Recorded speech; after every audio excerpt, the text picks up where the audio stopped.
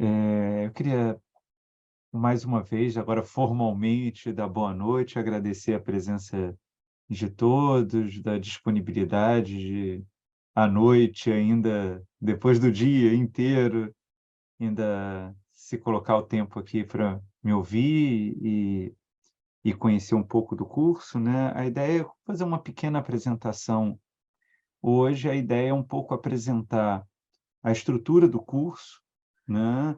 A relevância do tema e como a gente já está nas últimas semanas para começar o curso, para quem se interessar, ter um conhecimento mais próprio, tanto conhecer um pouco de mim falando, mas também do tema para saber se vai se interessar em matricular, se matricular ou não, né? Então, a gente vai começar esse curso intitulado Foucault e o Cuidado de Si, tendo como a obra que vamos trabalhar a hermenêutica do sujeito, né? Então, é o trabalho assim mais específico e, de alguma forma, o curso tem, digamos assim, dois eixos centrais.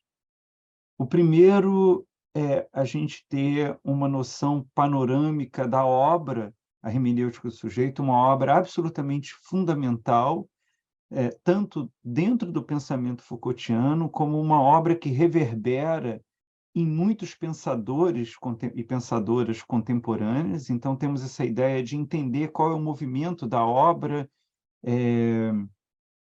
suas noções e conceitos básicos, né? Eh, Esse é um caminho.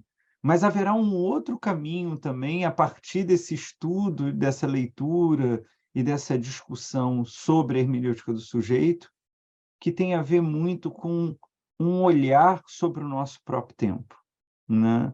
É uma discussão, em que medida, esses conceitos tão, fundamentais, que é o sujeito e a verdade, essa relação entre sujeito e verdade, como que ela se aplica ao nosso tempo, e como ela descortina novas perspectivas, outros horizontes. Então, temos essas duas camadas, né, nesse curso que a gente se inicia, que a gente inicia agora em agosto, e que serão 15 encontros semanais, né, totalizando aí 30 horas desses encontros.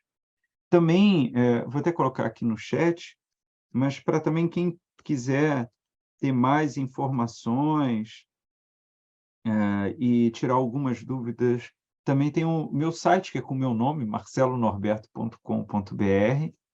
Também lá vocês têm e-mail, você tem acesso a algumas palestras, para quem quiser também, outros cursos que eu dou, que eu também vou iniciar agora, por exemplo, sobre o segundo sexo, Simone de Beauvoir, está lá a informação, né? Então, é um pouco disso que eu queria falar, dessa, de qual é a pertinência, qual é a relevância, tantas décadas depois dele ter sido proferido enquanto um curso, a hermenêutica do sujeito, o que que ela nos diz ainda hoje em dia, né? Qual é a relevância disso? No curso, como eu disse, que teremos a hermenêutica do sujeito como livro estrutural, né? E a hermenêutica do sujeito, ela, ela é um curso que foi dado pelo Foucault no Collège de France entre 81 e 82, né? E se referir a essa data, de 1981 a 1982, não é uma informação meramente suplementar, né? Trata-se do período final do trabalho do Foucault, né? Que viria a morrer em junho de 84, muito jovem, né? Mas o que é importante não é só porque é o último período da obra do Foucault, mas também porque ele tem uma natureza muito específica dentro do pensamento do Foucault. A última fase da filosofia Foucaultiana é definitivamente intrigante, a começar justamente pelo seu objeto de estudo, a subjetividade, né? Até o surgimento do primeiro volume da História da Sexualidade em 76, havia um consenso entre os leitores de Foucault que a sua questão central, que seu interesse primeiro, o tema que permeava toda a sua obra, era a questão do poder.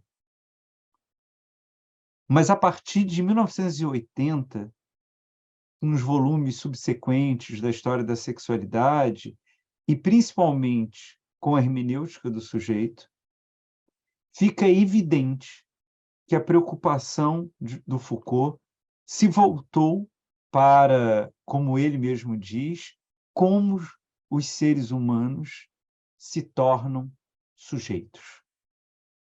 Veja, não se trata mais de um alargamento de horizontes de interesse, como se você olhasse para a obra do Foucault, por exemplo, e pensasse no seu estudo inicial da história da loucura, né, quando ele se preocupa com a loucura, depois ele desdobra essa preocupação e começa a pensar o surgimento das ciências humanas, por exemplo, em As Palavras e as Coisas.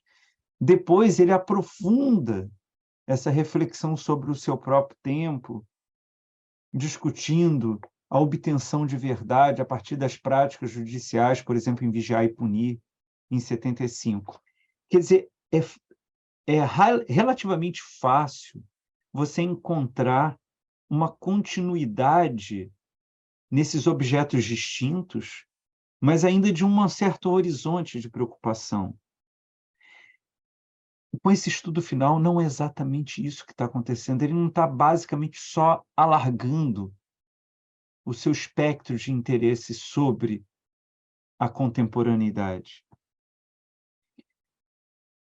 Um estudo sobre essa fase do pensamento de Foucault é necessariamente se deparar com uma mudança substancial.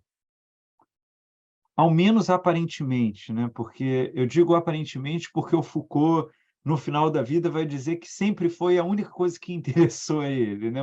É uma consideração que desnorteia muito os leitores dele, né? Quando ele diz isso. Mas há uma novidade ali. E o que interessa a nós, mais do que julgar se o ingresso do estudo sobre a subjetividade é ou não é uma novidade stricto sensu no corpus Foucaultiano, digamos assim, o que mais vai nos interessar é que essa explicitação de uma certa produção das subjetividades irá mudar a nossa percepção e a nossa apreensão da realidade, do mundo, da cultura. Ou, se eu puder recolocar, a questão central desse curso que vamos iniciar em março,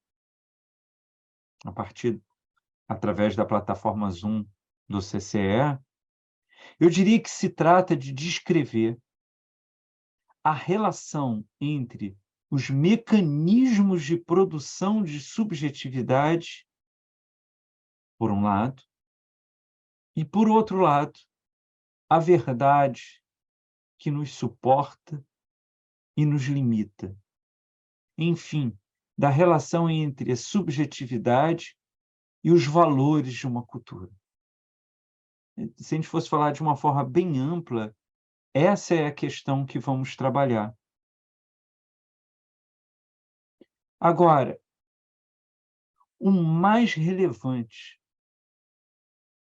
de acompanhar esse processo do pensamento do Foucault, ou o que dará no mesmo, de lermos e entendermos o estudo da antiguidade clássica presente na hermenêutica do sujeito, é que ele nos levará a uma reflexão sobre a ética. Essa é a questão de fundo que, de certa forma, se torna central. Pensar a relação do sujeito com a verdade, compreender os mecanismos que fazem com que nós nos constituamos da forma que nós nos constituamos. E os valores de uma cultura, em última análise, é discutir a dimensão ética humana.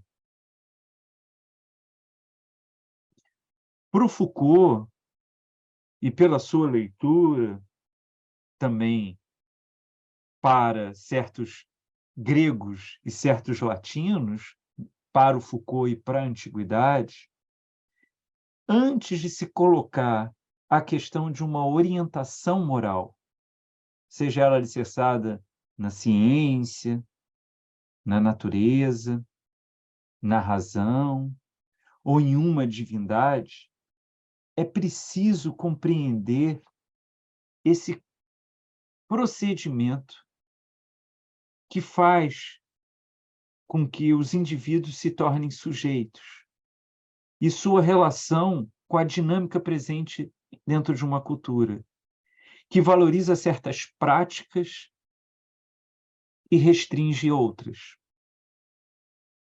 Assim, para o Foucault e o seu estudo sobre o sujeito, pensar a subjetivação é refletir sobre a ética. Veja, se percebermos bem, na hora que o Foucault diz, olha, falar sobre o sujeito não é simplesmente falar de algo estático, mas é entender como cada um de nós nos formamos dentro de uma cultura e nos tornamos atores dentro dessa cultura. Isso é pensar sobre a subjetividade.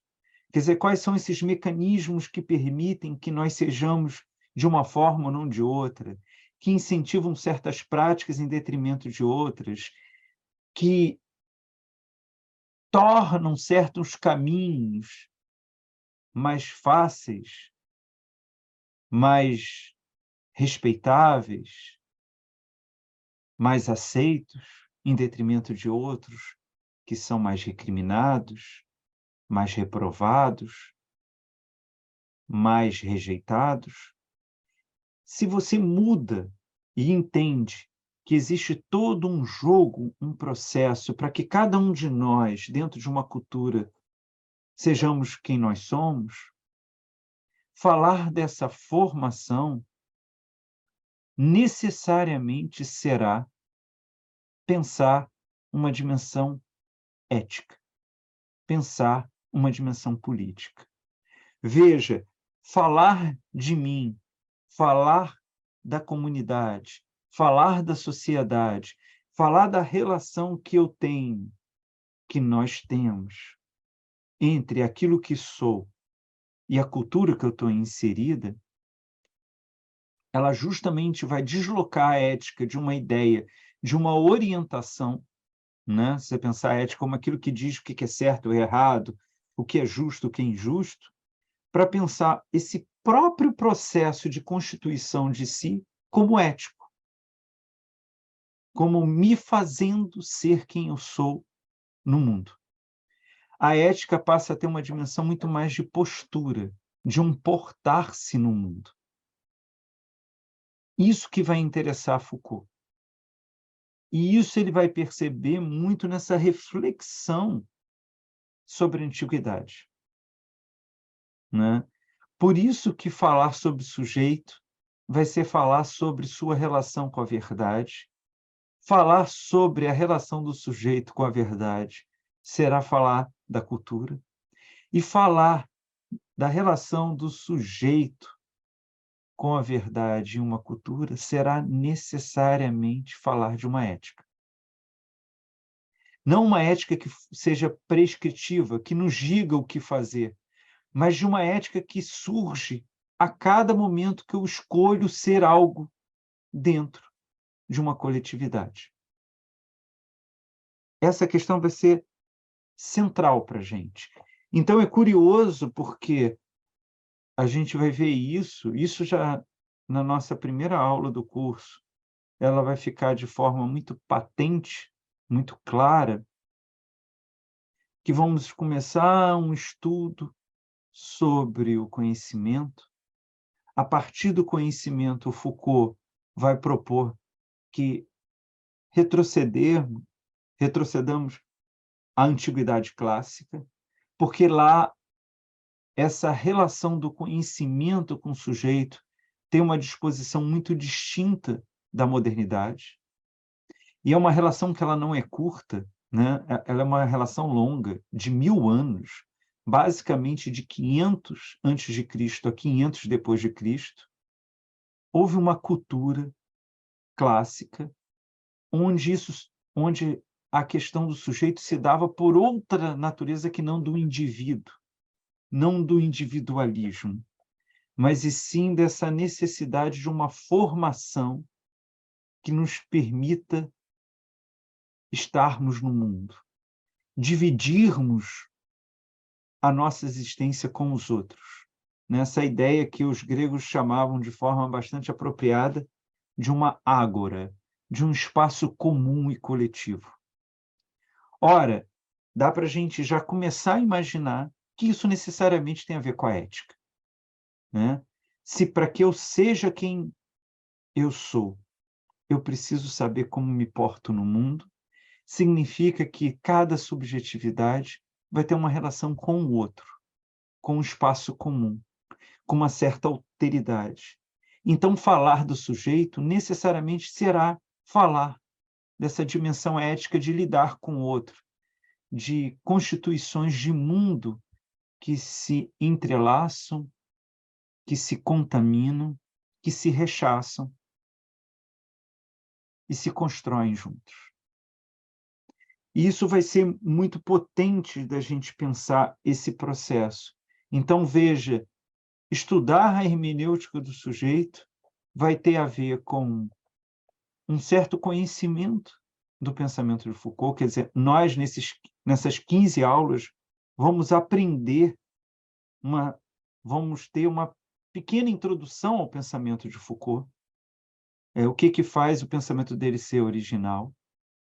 Junto com isso, vamos ter também um pequeno conhecimento sobre a antiguidade clássica, como que ela se construiu, em que medida ela coloca questões que reverberam até hoje em dia, vai permitir a gente ter uma outra visão sobre o pensamento moderno, que Foucault vai opor a antiguidade à modernidade,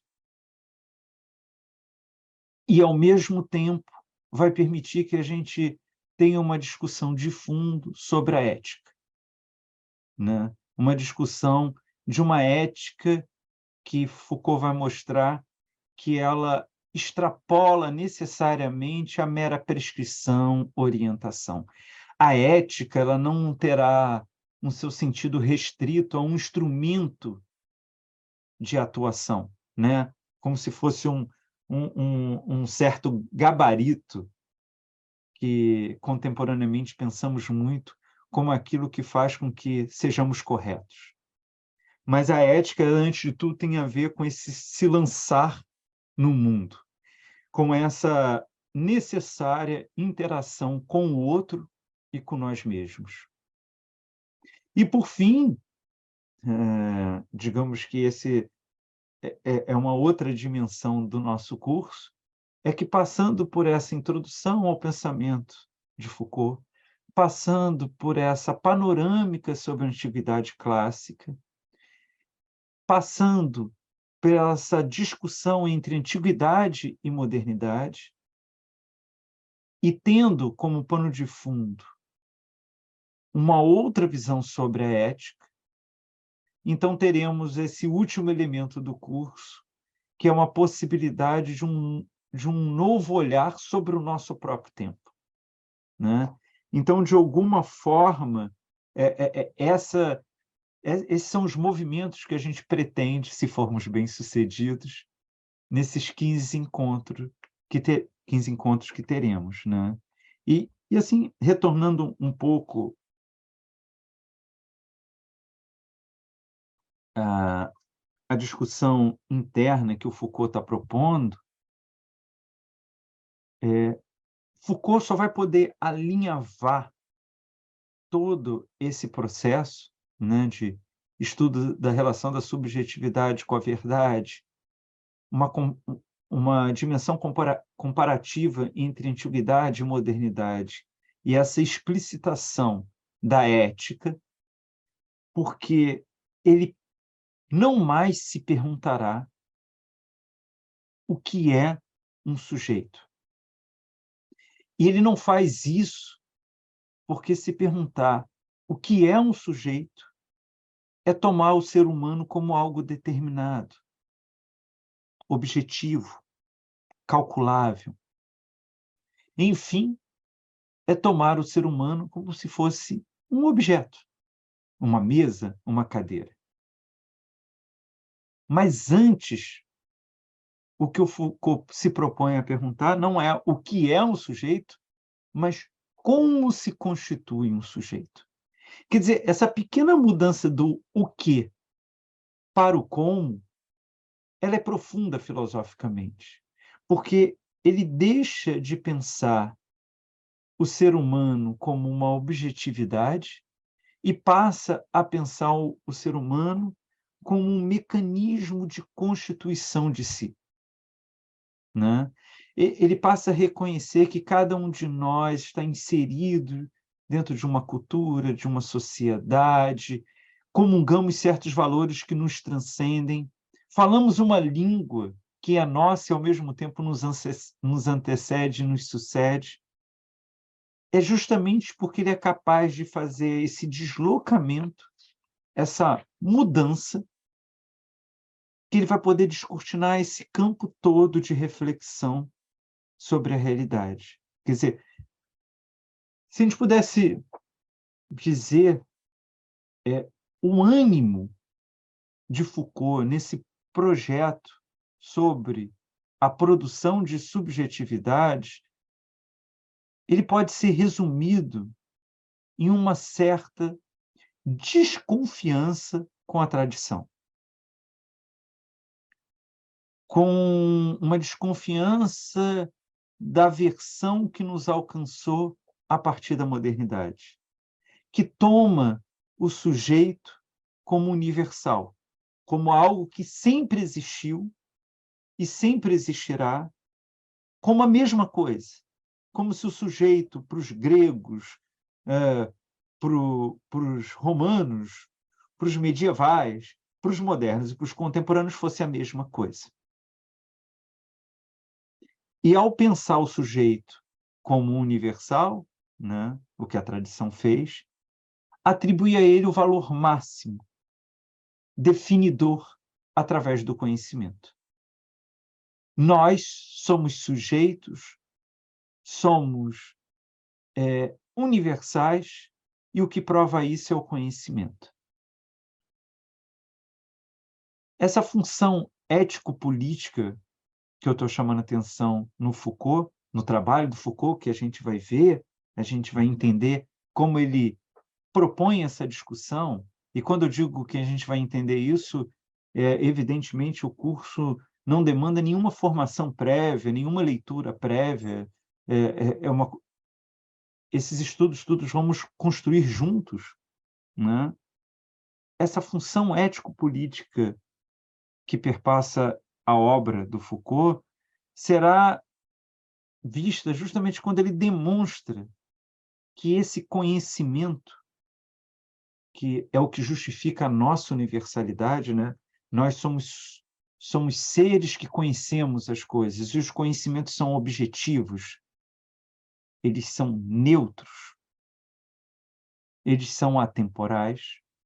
O que o Foucault vai mostrar justamente comparando a antiguidade com a modernidade, é que o sujeito, que o conhecimento não é neutro, e que ele tem uma história que ele responde a certos valores, que ele muda de um momento histórico para o outro. O que é tido como rigor científico numa época é diferente de outra. O que é tido como subjetividade numa época é diferente do outro.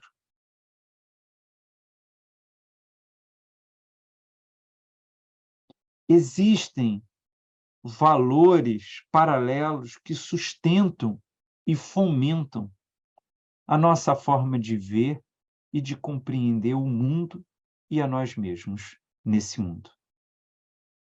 Ele tem um pequeno trecho de uma entrevista que ele dá, e que eu acho que é bastante ilustrativo desse chacoalhar que ele provoca a gente a segui-lo através da hermenêutica do sujeito, que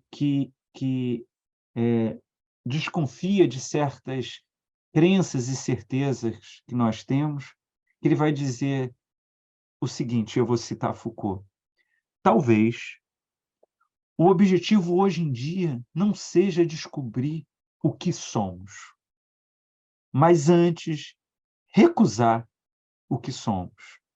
Temos que imaginar e construir o que poderíamos ser para nos livrarmos do constrangimento que o nosso tempo nos impõe através da individualização e da totalização do poder moderno." Veja, o que o Foucault está querendo dizer é que antes de nos perguntarmos sobre o que somos, temos que questionar aquilo que faz com que criamos que somos algo objetivo, universal, atemporal. De alguma forma, é esse processo que o livro vai nos trazer.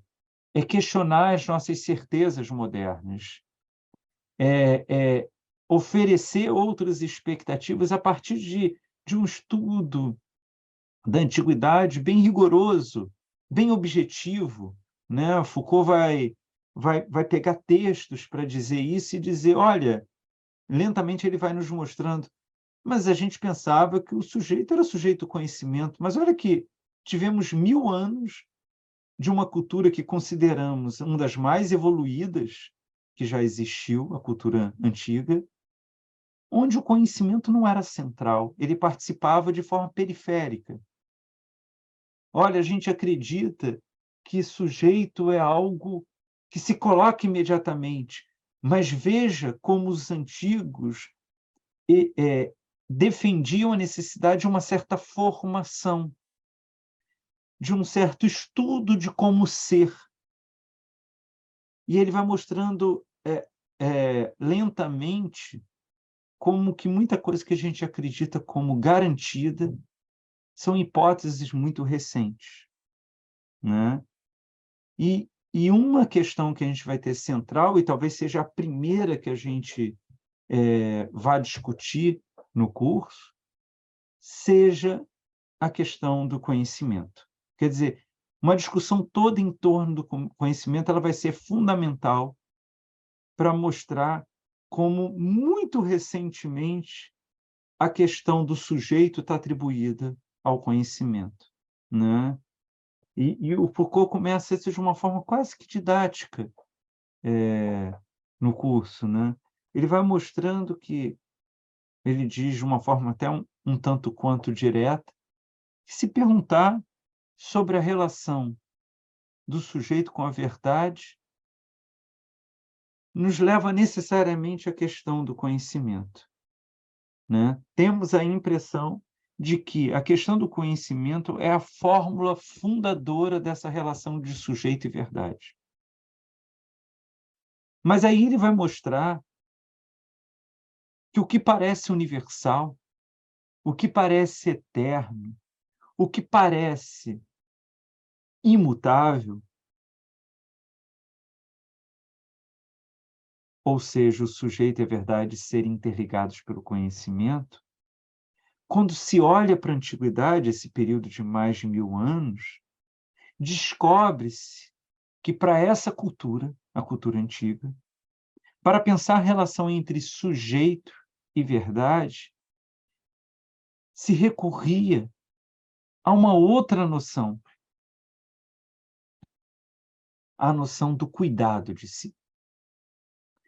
O conhecimento na cultura antiga tinha importância, mas uma importância marginal. O que fundamentalmente tem a ver com a verdade é um cuidado de si. É saber como eu devo me portar no mundo. E aí, de certa forma, o trabalho de Sócrates, o trabalho de Platão, o trabalho de Marco Aurélio, o trabalho de Sêneca, é todo um trabalho voltado ao que eu devo conhecer para me transformar. Que tipo de conhecimento que torna possível uma constituição de si? Veja, isso vai ser muito diferente da nossa ideia. A nossa ideia contemporânea e moderna é de conhecimento como posse, né? De um conhecimento que eu obtenho e eu utilizo ele externamente. Na antiguidade, o conhecimento tem muito mais a ver com o que me permite me compreender e me constituir como um agente no mundo. Então, Foucault mostrará que aquilo que tomamos como uma questão imemorial, o sujeito do conhecimento, é uma herança bem recente, do período moderno, a partir de Descartes, de forma mais generalizada. Essa vai ser a grande provocação que o Foucault vai fazer e que ele vai explorar a partir daí a antiguidade. E um texto que vai ser muito importante para a gente, e vai ser um diálogo platônico, que o Foucault vai fazer uma análise dele, que é um diálogo platônico chamado Alcibíades, né?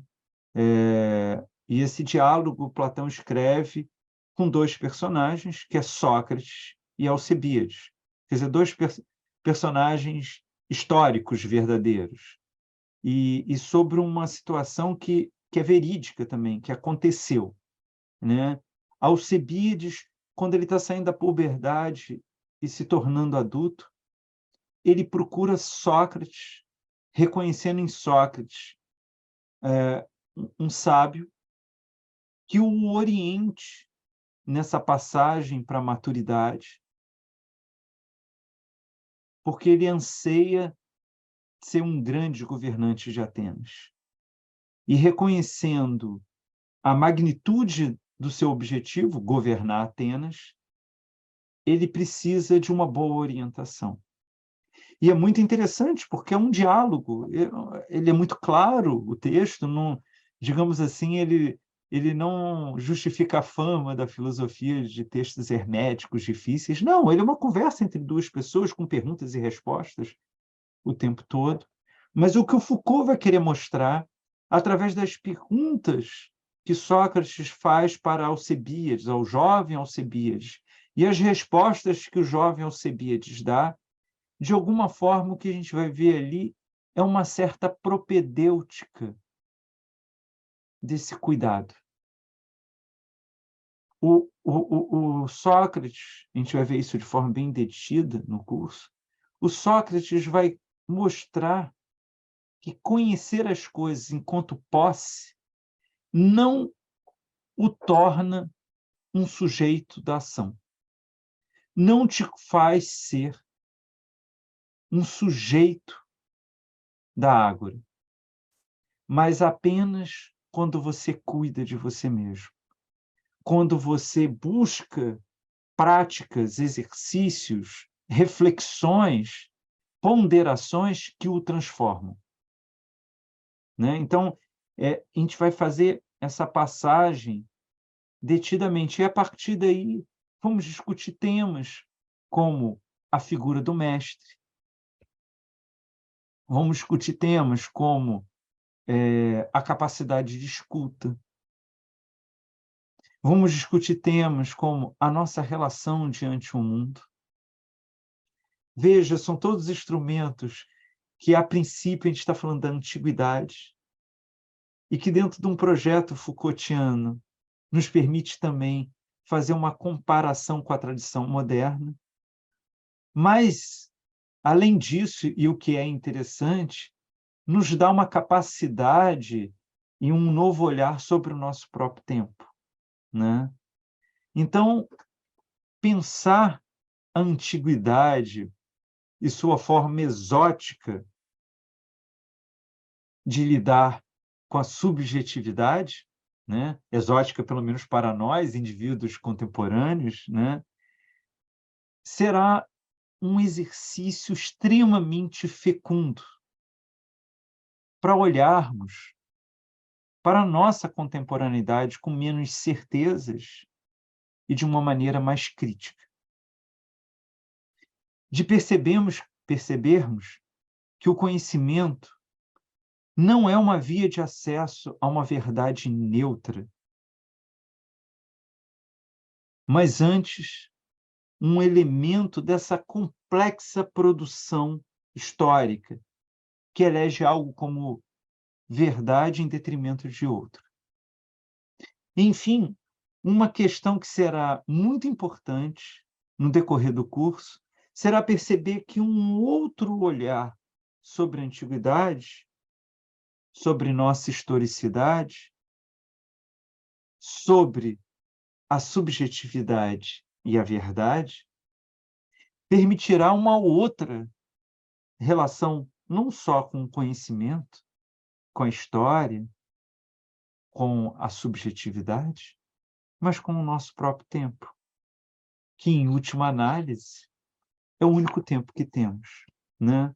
Então, assim, resumindo e falando assim de uma forma mais objetiva, né? Assim, em certa medida, eu falei do pano de fundo, né? Desse percurso que a gente vai fazer, mas se a gente for falar de uma forma mais objetiva,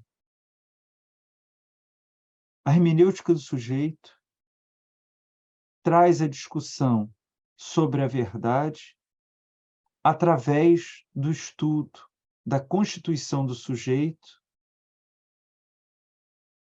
nesse processo em relação com o mundo. O estudo presente na hermenêutica do sujeito trabalha essa questão da verdade, retornando à antiguidade e mostrando como essa relação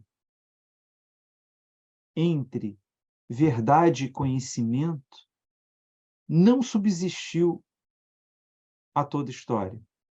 Já houve um período imenso, né, 1000 anos, em que ela não era assim. Logo, é preciso reconhecer que a verdade não é uma questão universal, mas ela é uma discussão que se dá em cada cultura, em cada recorte histórico, dentro de um certo limite cultural.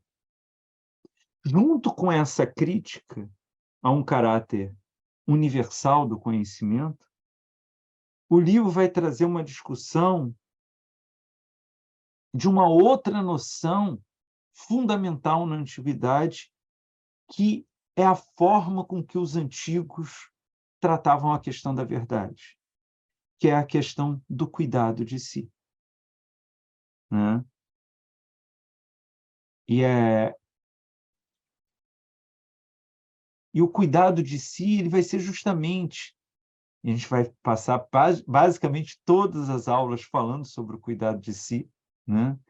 Mas o cuidado de si é basicamente a estrutura de acesso à verdade, ou melhor, ainda falo errado, ela já não dá mais um acesso à verdade, ela faz com que a verdade se realize na sua postura diante do mundo. Veja, isso é uma diferença. Enquanto o conhecimento propõe uma via de acesso à verdade como algo externo a você, os antigos olhavam a verdade através do cuidado, ou seja, como aquilo que você faz, a forma que você se porta no mundo, é uma expressão da verdade. Né? A verdade deixa de ser algo distante, inalcançável, para estar dentro do seu procedimento diante do mundo. Né? E, nesse caso, a gente vai ver no livro que o conhecimento, dentro dessa estrutura, ele passa a estar subordinado ao cuidado. Ele deriva do cuidado, ele depende do cuidado, ele se justifica em proveito do cuidado. E é justamente o texto Alcibíades, esse diálogo de Platão com esses dois personagens reais, Sócrates e Alcibíades, que vamos ter essa capacidade de percepção desse campo aberto, né? dessa grande distribuição da percepção da verdade. Eu acho que era um pouco disso que eu queria apresentar para vocês, né? Apresentar tanto uma preocupação em relação a uma leitura e uma compreensão da obra, a hermenêutica do sujeito. Por outro lado, vocês serem apresentados ao pensamento de Foucault, e para quem já conhece Foucault, uma possibilidade de aprofundar algumas questões, e, por fim, essa estrutura teórica nos permitir um outro olhar sobre o nosso próprio tempo. É um pouco disso que vamos ver no curso, e, como eu disse, não precisa de nenhuma formação anterior, não precisa de nenhuma leitura prévia. Se vocês sentirem que é um tema interessante e que faça sentido para vocês, será um prazer reencontrá-los daqui a 2 semanas no nosso curso. E agradeço muito a presença de todos vocês, muita gente aqui presente. E se alguém tiver alguma pergunta, alguma dúvida, tanto em termos práticos sobre o teórico que eu disse, discordância, se alguém quiser se manifestar, por favor, sinalize levantando a mão aí, que o Pedro vai me ajudar a permitir abrir o áudio.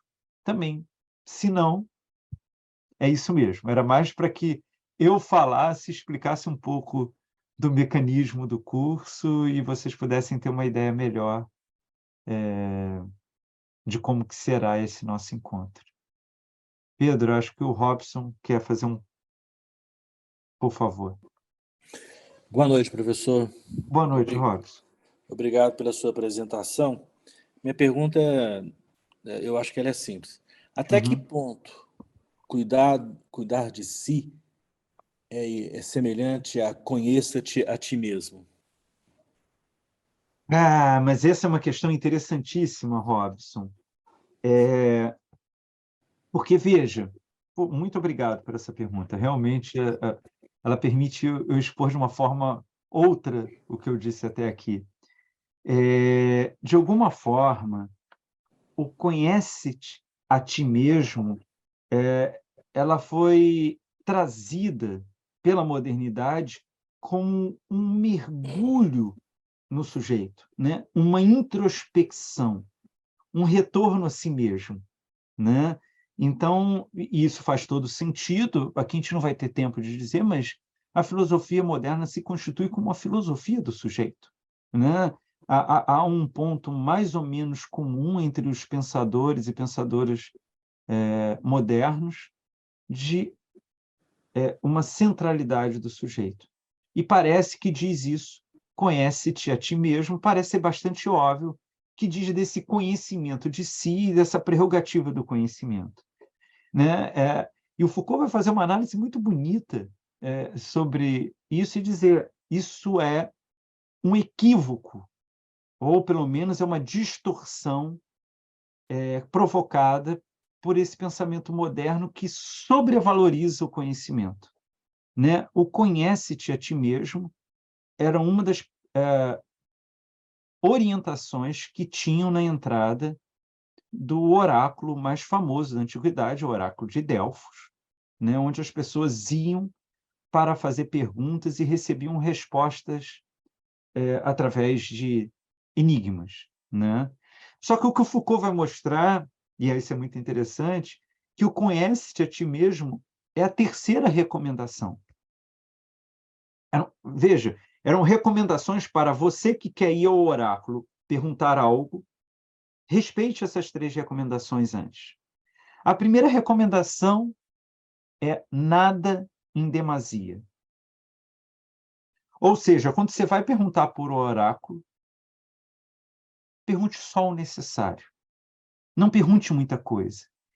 Se detenha ao essencial. Nada em demasia, a primeira orientação. A segunda orientação é comprometer-se traz infelicidade. O que quer dizer isso? Que é meio chocante para nós da cultura cristã ouvir isso, né? Comprometer-se traz infelicidade. Gera um certo choque, mas temos que entender que são culturas diferentes, ela tem um outro significado, né? Comprometer-se traz infelicidade não faça promessas que você não possa cumprir. Ou seja, ela tem uma articulação com a primeira. Nada em demasia, só o essencial, porque o excesso vai se sobrecarregar. Por isso, comprometer-se traz infelicidade. Se você pergunta muito, você recebe muito, e será que você vai dar conta disso? Então, nada em demasia, se mantenha ao essencial. Por quê? Por que você deve se manter ao essencial? Porque comprometer-se traz infelicidade, o excesso traz responsabilidade condizente a esse excesso, e o terceiro é o conhece a ti mesmo. E aí ele faz sentido junto com nada em demasia e comprometer-se traz infelicidade. Ou seja, pergunte só o essencial, porque cada resposta que você receber vai te causar um custo, e por isso se investigue antes para saber o que vai perguntar. Por isso, conheça-te a ti mesmo para saber o que vai perguntar.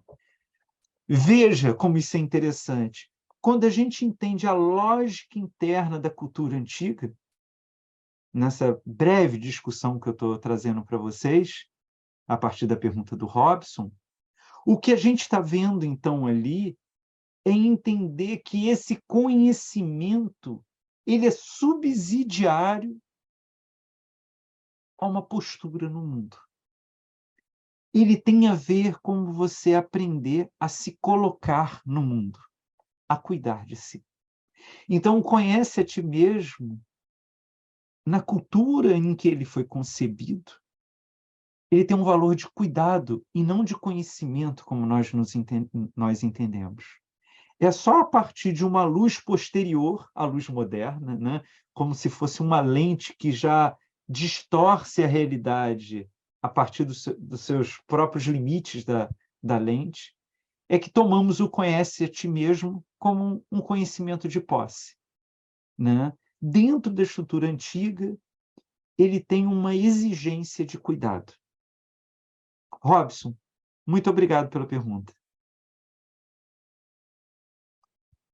Érica, eu estou vendo aqui se eu podia passar uma dica de leitura sobre o tema. Então, como o Eugênio até respondeu aqui, agradeço, Eugênio, seria basicamente a hermenêutica do sujeito como estrutura. Aí, a partir daí, conforme os temas forem surgindo, a gente vai ler alguma coisa de Platão, a gente vai ler alguma coisa, talvez, de Descartes, vamos ler alguma coisa de Sêneca, vamos ler alguma coisa de Marco Aurélio, e por alguma coisa também de Aristóteles, né? Então, acho que seria esse o processo melhor.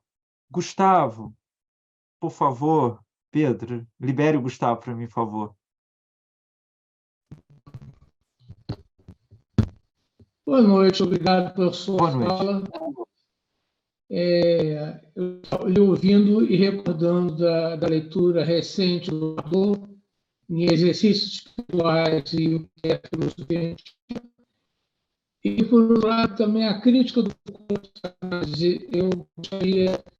Eu sei que isso daria um curso, essas minhas questões, mas eu gostaria de poder ouvi-lo mais para compreender o que é o cuidado de si, escrita de si, conhecimento de si, conhece a ti mesmo, parece que, e o fazer análise, né?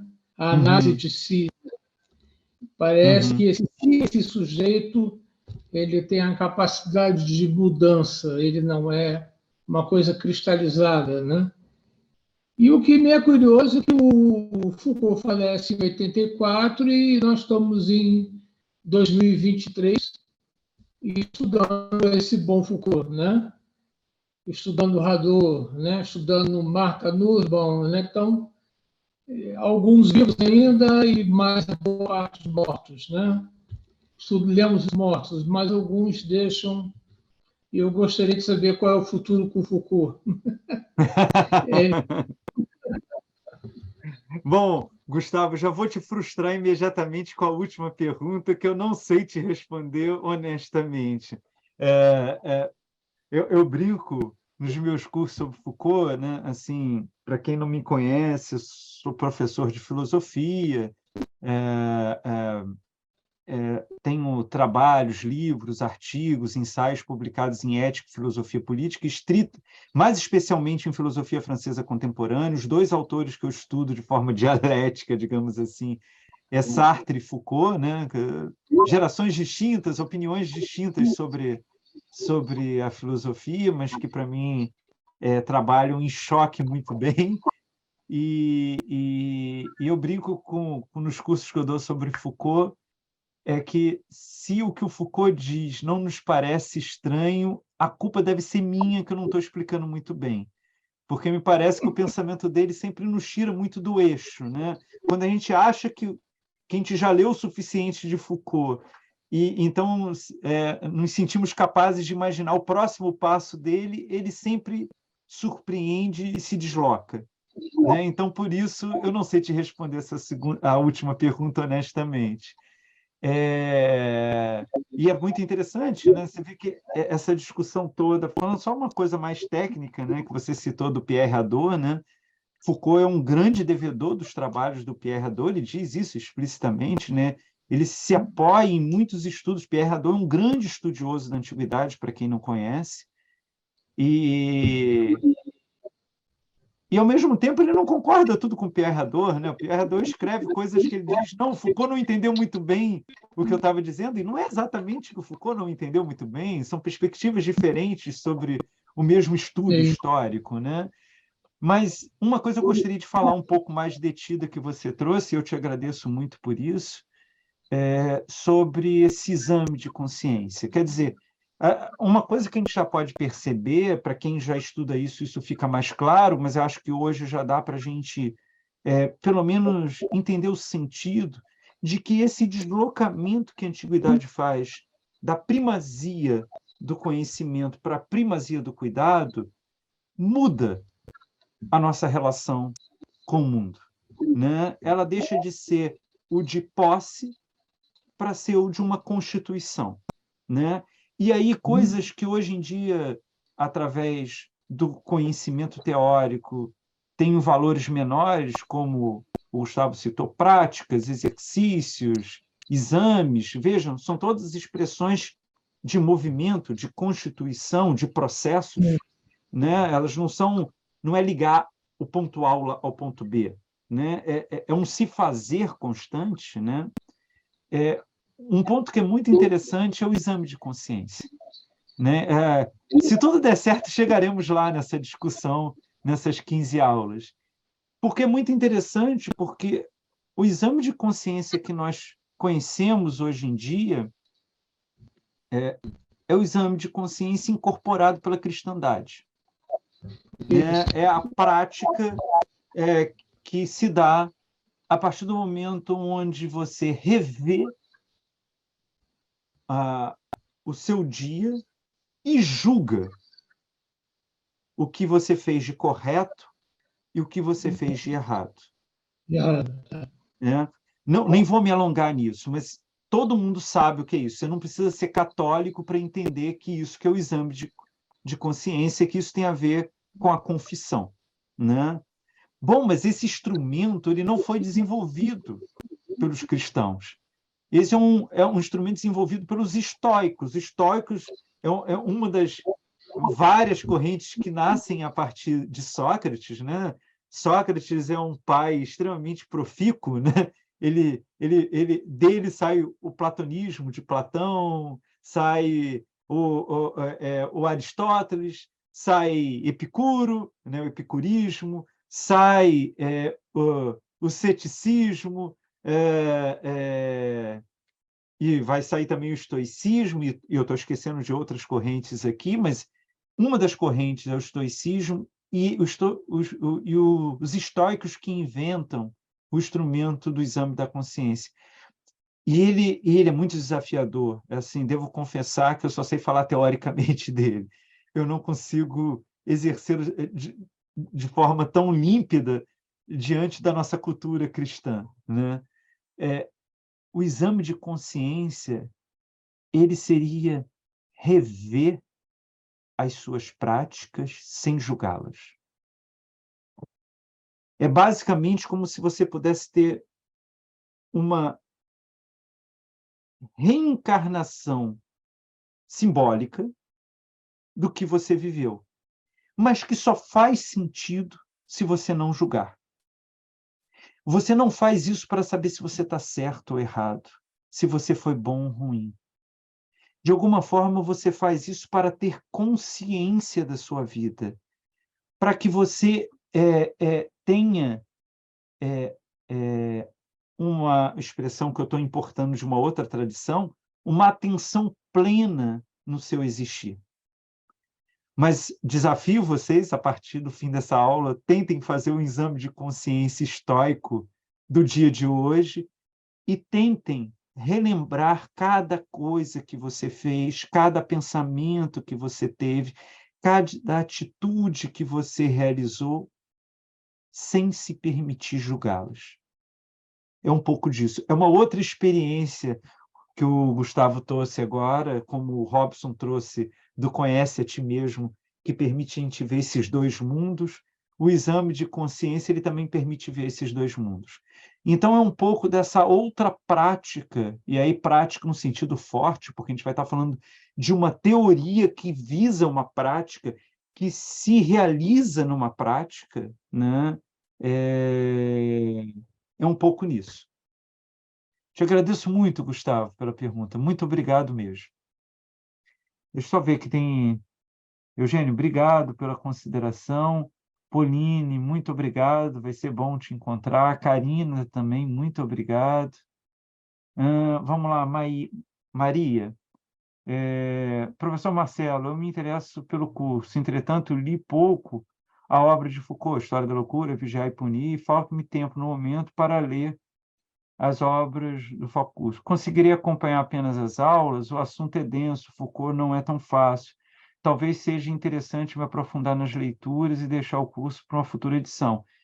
Maria, assim, eu acho que isso é uma decisão sua, mas eu te diria que as aulas são expositivas, eu vou recomendar para quem quiser aprofundar e ter uma leitura mais densa, os trechos que eu vou estar trabalhando nas aulas, mas nas aulas eu vou fazer de forma expositiva e a ideia é justamente contextualizar aquela discussão e, a partir da demanda das pessoas, a gente discute o que falta, né? Então, por exemplo, se eu falo de Descartes e da sua busca por uma certeza, né?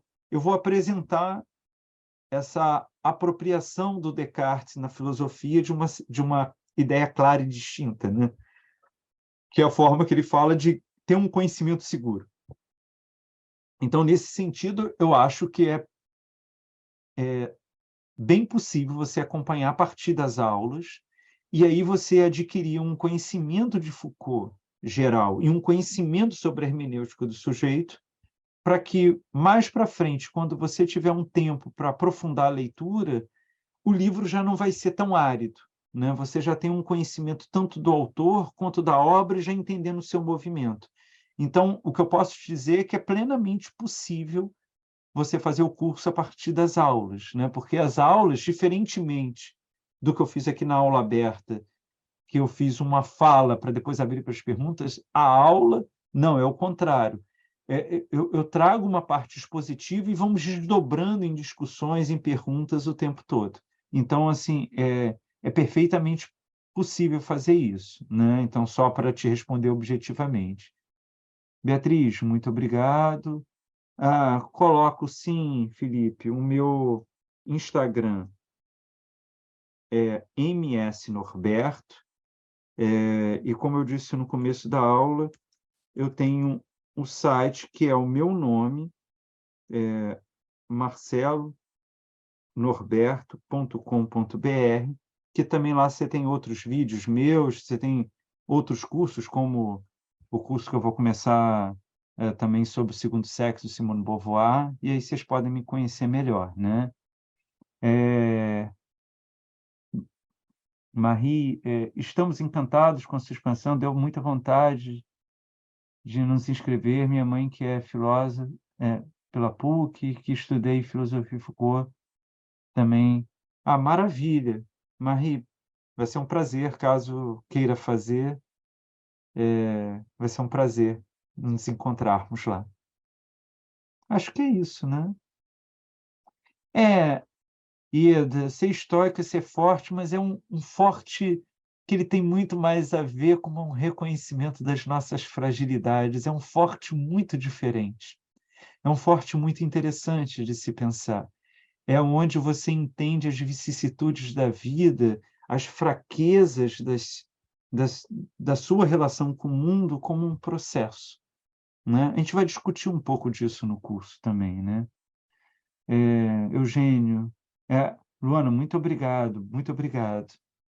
Eugênio, Foucault fez, ao meu ver, uma fabulosa engenharia reversa para demonstrar que a verdade reside, em última instância, na ética do cuidado de si, para além da posição ontológica do sujeito moderno como produtor do conhecimento. Sim, Eugênio, eu acho que é uma possibilidade de pensar correta, mas eu ainda diria uma outra coisa. Eu acho que antes do Foucault nos permitir a ter uma certeza do que é certo, eu acho que ele nos permite muito mais questionar o que consideramos certos e abrir a nossa possibilidade para que outras coisas se realizem, né? É como se o Foucault, dentro desse trabalho, mostrasse que a constituição do sujeito ela nunca é determinada por nada. Ela opera dentro de certos valores culturais, mas que outras experiências de existir podem surgir, né? Isso é um dos movimentos muito importantes, porque a gente tem uma ideia que nos alcança, que nos formou da modernidade, que sujeito é uma referência universal do conhecimento. E o Foucault, por exemplo, ao mostrar que 1000 anos na antiguidade não foi assim, ele está abrindo possibilidades para outras existências. Então, Eugênio, acho que tem essa parte que também é muito importante. Acho que é isso. Fico muito feliz, muito obrigado. Maria, você falou aqui do estoicismo. Eu acho que isso é mais difícil da gente falar agora. Eu acho que no curso isso fica muito claro, porque vai ter todo um caminho para chegar nisso. O que o Foucault vai ler do estoicismo, como que ele vai mostrar essa passagem também do pensamento antigo para a cristandade. Eu acho que isso exige para a gente mais tempo, para a gente discutir um conhecimento maior. Tá certo? Hugo, Pedro, por favor, Hugo, vai fazer a nossa última pergunta. Por favor, Hugo. É rápido. Não tenha pressa. Não, só lanço uma questão aqui que é extrema. Eu vejo assim de extremo desafio para todos nós esse novo paradigma dessa questão da disrupção tecnológica, né? E esse nível de conhecimento que a gente alcançou também quanto à questão da neurologia, né? Da neurociência, já começando desde lá de trás, antes até mesmo dessa disrupção tecnológica, essa questão lá de trás que eu digo é moderno, tá? Quer dizer, é recente, né? Do Freud com essa ferida narcísica aí do inconsciente, né? Ou seja, a gente não está no controle absoluto de tudo, então dali já começou um novo paradigma e aí a gente avança para essa contemporaneidade exacerbada em termos de neurociência e tudo. Então, o Foucault já pegou esse desenvolvimento, mas não no nível em que a gente se encontra hoje, por exemplo, né? Certamente. Então, essa questão do sujeito, cultura, e do quanto, assim, do quanto a gente é potencialmente não determinável, né? Eu acho que isso fica uma incógnita a partir de agora, entendeu? Então, isso é só para lançar, assim, a gente não vai ter resposta nenhuma, acredito eu, né? Hoje sobre isso, mas é bom deixar isso também no extrato dessa boa e magnífica iniciativa de tratarmos sobre Foucault e a relação, né, que a gente está tão objetivado, né, como sujeito, né? Então, essa valorização do sujeito é mais do que bem-vinda, ela é necessária ao extremo, é urgente, né? Então, estou só lançando isso aí para a gente terminar aqui com essas possibilidades aí, tá? Hugo, eu te agradeço muito. Acho que você tem toda a razão. Eu acho que temos desafios contemporâneos dos quais o Foucault só pode servir como uma provocação, né? Ele não se debruçou sobre eles não existiam para ele, né? Mas eu acho que esse certo alongamento que ele nos permite viver do pensamento sobre o sujeito, sobre a cultura, sobre a relação com a verdade, é bastante relevante, né? E acho que sim, que tem esse desdobramento muito importante, né? Sobre a inteligência artificial. Acho que tem um debate muito sério atualmente, né? Acho que temos uma figura de proa brasileira, que é o Miguel Nicoleles, que é um grande neurocientista, discutindo a partir da neurociência, mas contra o que ele também considera uma redução da experiência humana, né?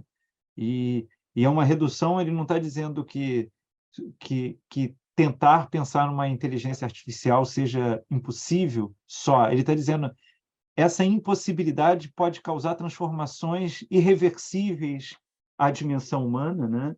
E acho que se o Foucault não trabalha isso diretamente, que de fato não trabalha, mas a gente discutir essa inserção, essa constituição do sujeito no mundo nos dá instrumentos muito interessantes para discutir isso. Sem Então, te dúvida. agradeço que certamente isso faz parte e acho que é uma das possibilidades da gente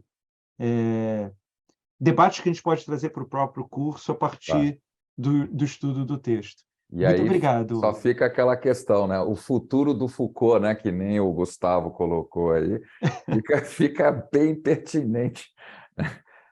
A única para responder, para não dar nenhuma, deixar de dar resposta para o Gustavo e para você, eu acho que tem uma coisa que me marcou já. Uma vez, eu não me lembro de quantas décadas estavam sendo comemoradas as palavras e as coisas do Foucault, ele é de 66, então acho que era 86. O Paul Veyne, grande amigo do Foucault e um grande historiador sobre a antiguidade romana, né? Ele dizia que o mais curioso do Foucault não era que as palavras e as coisas tinham chocado em 66, é que em pleno 86, 20 anos depois, ela continuava chocando, as pessoas continuavam não entendendo, né? Então, eu acho que assim, Foucault não tem um futuro porque ainda não conseguimos degluti-lo. E não conseguindo degluti-lo, ele ainda tem uma relevância para a gente. Então, só para fazer essa brincadeira. Total. Ele é um paradigma, né? É um paradigma. Com certeza. Gustavo?